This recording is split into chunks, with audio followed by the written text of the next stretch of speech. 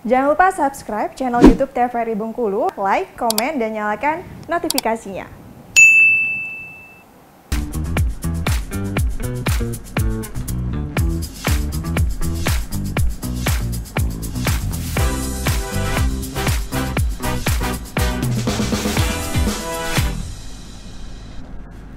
Balik lagi di Opini, obrolan pagi ini masih dengan tema yang sama, yaitu jepretan foto bersama dengan Bang Rodian sebagai fotografer. Bang Rodian, ini kan perjalanan abang sudah panjang ya, dari 2010 sampai dengan 2023 ini masih berjalan ya.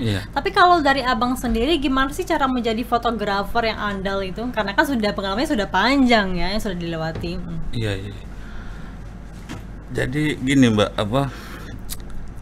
ya kalau kita pengen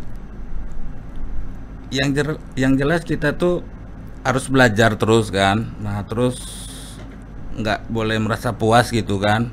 Nah terus ya misalnya ada teman, ada ini ya, kita misalnya tukar inilah, berbagi ilmu lah ya kan gitu, saling sharing gitu kan. Nah dari situ nanti kan dapat kita misalnya, oh kayak gini, misalnya bikin foto kayak gini, bagusnya kayak gini kan, dari masukan dari teman gitu kan. Nah terus mungkin kita belajar juga dari internet kan gitu kan Mbak. Nah kalau biasanya kayak gitu sih. Iya. Tapi kalau untuk fotografer pemula nih, apa aja sih yang harus dipersiapkan untuk fotografer pemula? Apakah memang kalau memang jadi fotografer itu harus punya kamera atau dari handphone pun bisa, Bang Rodian? Ya bisa, dari handphone bisa, belajar dulu dari handphone ya kan. Nah saya juga dulu belajarnya dari handphone dulu. Jadi ngukur frame-nya gitu kan, kalau bahasa fotografinya kan. Nah kita lihat sudut, misalnya kalau fotonya harus gini, jaraknya gini, pas gini gitu kan. Nah terus sudah paham semua itu kan. Kalau di fotografi kan ada 3 tuh. Nah apa tuh? ISO-nya kan, nah terus shutter ya kan, terus sama diafragma namanya tuh. Nah kuasain 3 itu udah bisa, udah ada modalnya gitu kan. Berarti pokoknya ada 3 tadi ya, iya, ISO, 3. diafragma, dan juga shutter speed ya, tadi. Berarti harus mengerti dulu teknik dari fotografi ya kan. Iya. Tapi berarti untuk menjadi seorang fotografer itu pencahayaan itu harus bagus ya, biar mendapatkan momen yang pas. Iya kan? Betul. Kalau cahaya sebenarnya cahayanya yang ini kan. Nah kadang-kadang kan kita kalau di lapangan itu kan Mbak, cahayanya kan kadang ekstrim kan. Nah ini ya dari situlah kita belajar tadi Mbak. Misalnya kalau cuacanya kayak gini, terus pengambilannya kayak gini gitu kan, terus ukurannya kayak gini gitu. Nah ini kan abang sendiri sebagai fotografer di tempat wisata ya. Iya. Sebenarnya kendala dari yang biasa terjadi ya ketika memoto orang-orang yang ada di wisata tuh apa aja sih? Karena kan kita nggak tahu cuaca kan, mendung, terus juga orang rame, itu gimana cara ngakalinya tuh? Ya gini tuh Mbak, misalnya kalau cuacanya lebih ekstrim kan, kadang tuh yang susah itu gini tuh, antara mendung sama agak inilah kan cahayanya kan. Jadi kan orang itu misalnya tadi kurang gimana ya, pokoknya agak susah lah kita ininya kan Mbak kan. Nah jadi ya nanti itu dari situ kita belajar, misalnya kita jepret kayak gini, belum ulang lagi gitu kan. Terus kapan udah pas baru kita liatin sama orangnya kan. Iya. Nah, gitu. Ini kalau misalnya cuacanya mendung banget Bang, berarti kan pencahayaannya kurang ya. Kalau misalnya untuk fotografer itu ngakalinya gimana Bang, diedit kah atau memang cari tempat-tempat yang memang spotnya lebih terang seperti itu? Paling nambah flash. Iya lah, gitu. itu flash tambahan kan gitu. Makanya alat yang lengkap itu diperlukan ya perlu, untuk jadi fotografer. Tapi kalau untuk fotografer wisata tuh apa aja sih yang harus dipersiapkan? Alat-alatnya apa aja tuh? Karena kan tadi abang bilang simple ya, ketimbang kita foto private gitu ya. Ya tentu kamera kan Mbak. Nah terus flash. Cuman itu aja. Cuma itu aja ya berarti, kamera dan juga flash. Iya. Pernah nggak sih orang-orang yang datang ke tempat wisata itu requestnya banyak banget Bang, maunya kayak gini, maunya kayak gitu gitu, pernah nggak? Ada juga ya itu. Biasanya anak-anak muda itu kan biasanya kan. Nah, misalnya mau candid, mau pokoknya gaya-gaya anak muda sekarang lah requestnya itu kan. Ya kita tadi kan harus mengikuti apa kemauan mereka kan. Nah, itu. Pengalaman abang sendiri gimana bang sejauh ini ketika menjadi fotografer wisata ya? Berbeda tong ya dengan fotografer prewed dan juga sebagainya. Apa ya? Suka dukanya nih ketika jadi fotografer wisata tuh apa sih? Ya kalau sukanya kan kalau pengunjung rame ya kan. Nah, terus ya apa tuh? Pengunjung rame, hari-hari besar gitu kan, Mbak. Nah, di situ kan. Nah, terus kalau sukanya nih gini tuh. Orangnya rame tapi nggak ada yang mau foto kan. Nah, itu kan. Nah, terus ya pengaruh sama cuaca juga kan, misalnya hujan badai kan. Jadi ya pengunjung nggak bisa datang kan ke tempat wisata kan. Nah, itu. Terus satu lagi misalnya ketika rame alat kita salah satunya ada yang macet kan, misalnya. Nah, itu gimana tuh? Nah, ya itu tadi kan kita kan jadi maksudnya jadi wah orang udah nunggu gitu kan, Mbak. Nah, kita macet terus ya terpaksa kita ya pulang atau gimana, perbaiki dulu kan. Nah, jadi yang apa?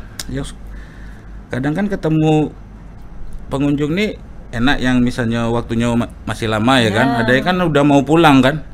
Udah kita cancel aja itu, batalin. Akhirnya di cancel ya, ketika memang alatnya sudah rusak gitu kan. Tadi abang bilang kalau misalnya hujan itu batal ya bisa ya. Kita sebagai fotografer kita nggak bisa ya, karena kamera itu kena hujan karena takut rusak tadi ya. Berarti abang sendiri kalau misalnya hari hujan ketika lagi job wisata itu langsung ini ya pulang misalnya, atau menunggu cuaca dulu nih biar cerah dulu di sana gitu.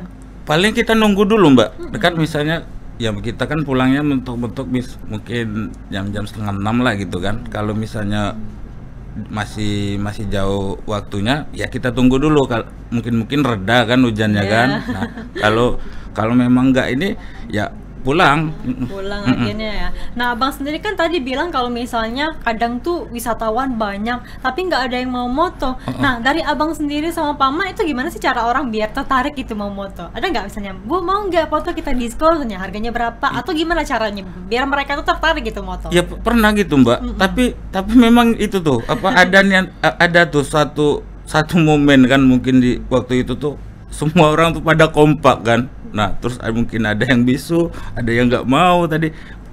Gimana caranya kita udah kasih gini, tetap aja nggak mau. Nah, terus gimana tuh kalau kayak gitu? Ya jadi kan kalau udah ini, udah dijedain dulu kan, istirahat kita kan, rehat dulu kan sebentar kan. Nanti pas mungkin ada pengunjung baru lagi, baru kita tawarin lagi kan. Nah, gitu paling-palingnya. Oke, biasanya rame itu ketika apa sih, Bang?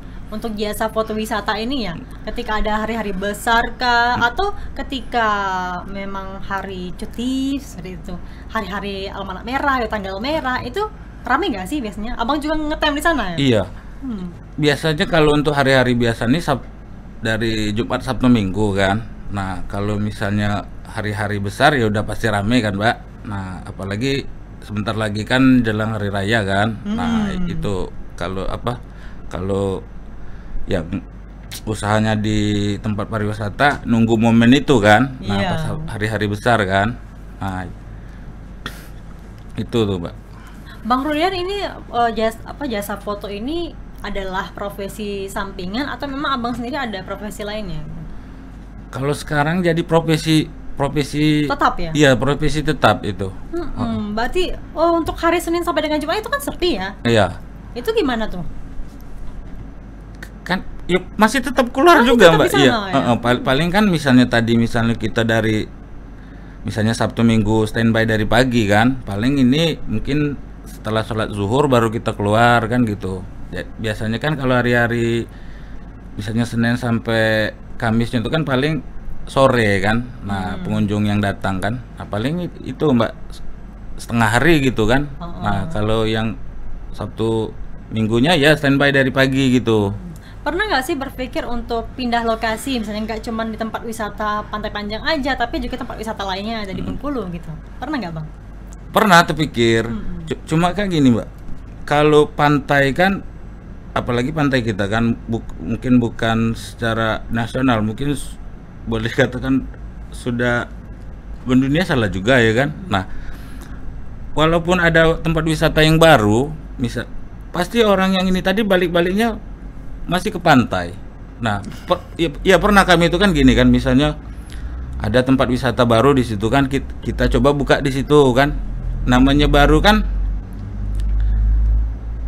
momennya kan cuma sebentar kan. Iya. Nah terus kita coba lagi di situ. Akhir-akhirnya yang pas di tempat momen wisata yang baru, orang yang di situ bilang, nanti kami mau foto di pantai aja katanya kan. Nah gitu kan Mbak. Nah jadi akhirnya kan mutusin gini, udah walaupun tempat wisatanya banyak kan, tapi orang ini pasti balik-baliknya ke pantai gitu. Iya, karena Bengkulu ini kan dikenal dengan pantai ya, itu. Jadi wisatawan yang datang pun mau foto di tempat ikonnya ya, wisata di betul. Bengkulu, yaitu Pantai Panjang. Ya. Oke Bang, kita jeda dulu ya Bang ya. Nanti kita bahas lagi terkait dengan tema kita, yaitu jepretan foto. Pemirsa, kami akan kembali setelah jeda pariwara berikut ini.